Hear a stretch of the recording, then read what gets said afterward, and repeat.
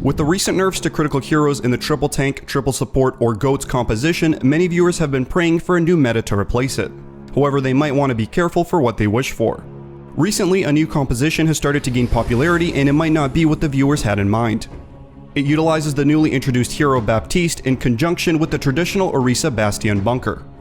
In this episode of Behind the Action, we'll be taking a look at the new composition and how the teams are using and adapting to it.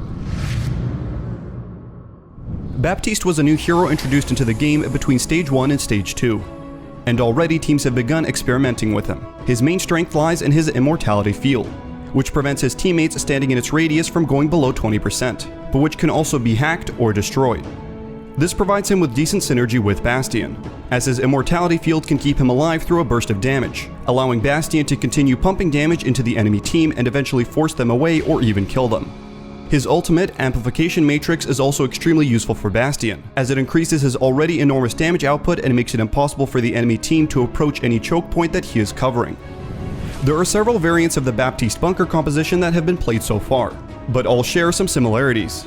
All of them use Orisa, Bastion, Baptiste, and Mercy. However, it seems that teams have not quite figured out which other heroes would best fit in this composition. The Florida Mayhem had Torbjorn and Pharah, while the Washington Justice and Toronto Defiant used D.Va and Pharah. Finally, the Paris Eternal used Sombra and D.Va, replacing the Mercy and Zenyatta for even more firepower. So far, the main use of this composition has been on Hanamura Point A. This is a very open point, with only one choke point that all the heroes can pass through. Even if the enemy team does manage to get through the choke point, they have three options, none of which are ideal.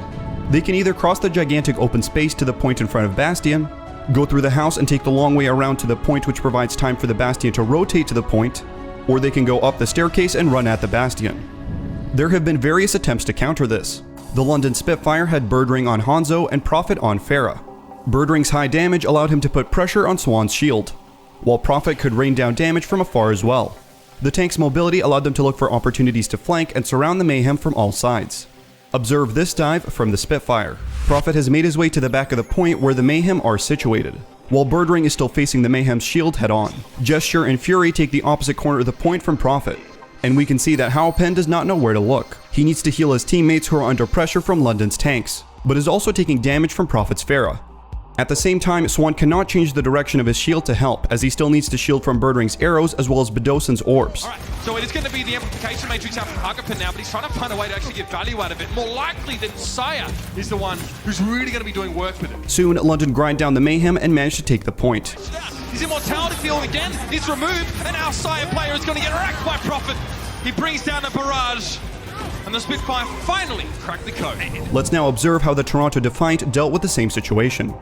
In their Hanamura defense against the Washington Justice, they faced a Hanzo and Ana, both of whom can put serious pressure on the Pharah. Washington are trying to do what London also tried, which is use a Dragon Strike from Corey to force the enemy bunker to move away, allowing them to gain space on the point. The London Spitfire also tried this, and while it dealt very little damage, it did allow London some space on the point. On the other hand, Toronto had a much better plan to deal with this.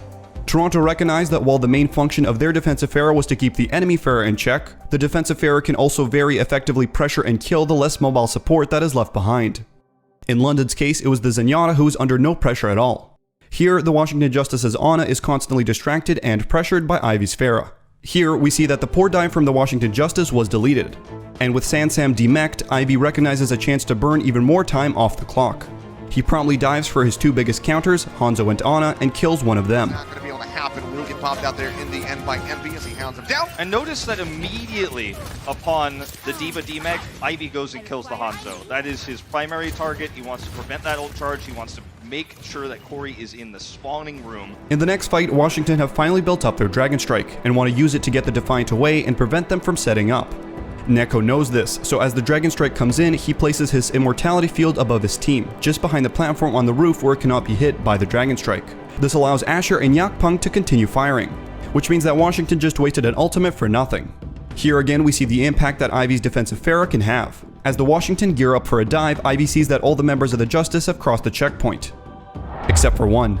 He swoops down on him like a hawk on a mouse and takes him out immediately, which forces Sansam and eventually the rest of the team to turn back, burning even more time off the clock and giving Asher even more ult charge.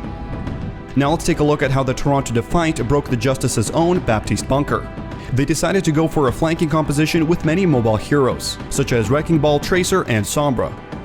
The idea is to bypass the bunker with your mobility, and force the Defiant to come fight you on point, where Tracer and Wrecking Ball can run circles around them while Widowmaker and Pharah rain down damage. If that doesn't work, an EMP dive should be sufficient to take out the bunker. We can already see that Toronto's got a tick for free by just sitting on the point.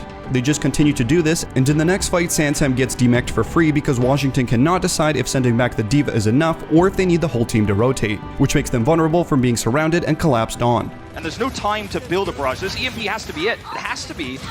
Well, that's going to be Envy taken down by Keto. Now Sansam going to be eliminated. Yakpung picking him off. Just to find that one with a roll. Corey trying to stay alive. Not a severe sliver of HP remaining, but actually the point is going to be taken by the Toronto Defiant. Finally, let's take a look at the Chengdu Hunters' extremely successful attack of the Paris Eternal Bunker. Already knowing that Paris will use the Baptiste Bunker, Chengdu roll out a Symmetra, Orisa, and a Junkrat. Remember how we said that the Bastion could deal lots of damage when the enemy team tries to get through the choke point? Chengdu remove that problem altogether by teleporting their whole team into the small room. They then go upstairs, teleporting again to the roof of the point before dropping down. Has 6 seconds before we can do this again, so why not get to the high ground and then teleport somewhere else? That's why the Hunters are waiting. Yeah, maybe they'll teleport to the backside of the point here.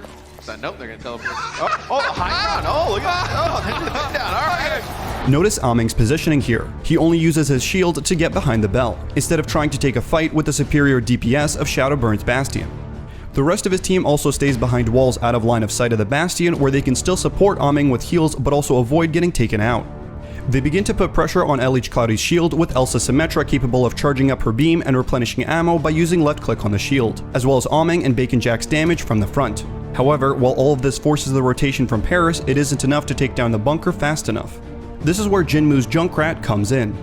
He knows that Paris have to go back to the point, and the moment that he sees the Bastion has dropped down, he uses his mind to propel himself into a flanking position.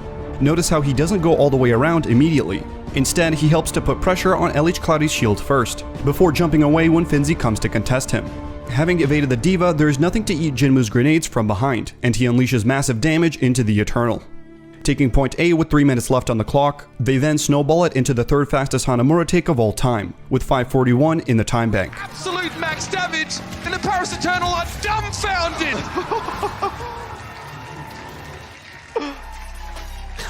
That was sick. What?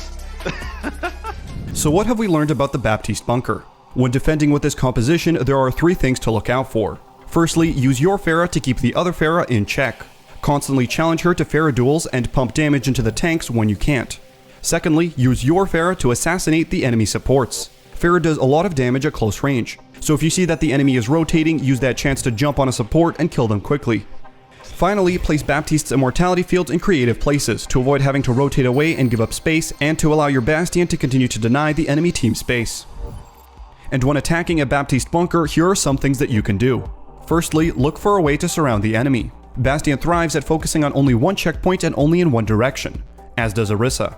When you set up on him from all sides, he cannot possibly burn everyone down at once, and his lack of mobility will prevent him from escaping. Secondly, use the objective to force a rotation.